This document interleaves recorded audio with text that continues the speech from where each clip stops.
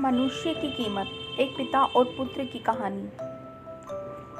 लोहे की दुकान में अपने पिता के साथ काम कर रहे एक बालक ने अचानक ही अपने पिता से पूछा, पिताजी, इस दुनिया में मनुष्य की क्या कीमत होती है? पिताजी एक छोटे से बच्चे से ऐसा गंभीर सवाल सुनकर हैरान रह गए।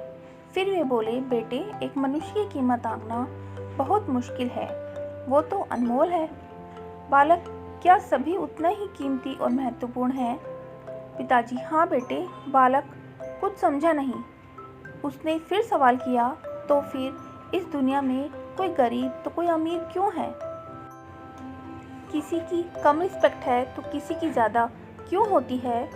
सवाल सुनकर पिताजी कुछ देर तक शांत रहे और फिर बालक से स्टोर रूम में पड़ा एक लोहे का रॉड लाने को कहा।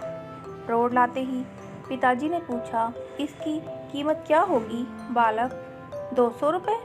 पिताजी, अगर मैं इसकी बहुत से छोटे छोटे कील बना दूं, तो इसकी कीमत क्या हो जाएगी? बालक कुछ देर सोचकर बोला, तब तो ये और महंगा बिकेगा, लगभग 1000 रुपये का। पिताजी, अगर मैं इस लोहे से घड़ी के बहुत सारे स्प्रिंग बना दूं तो?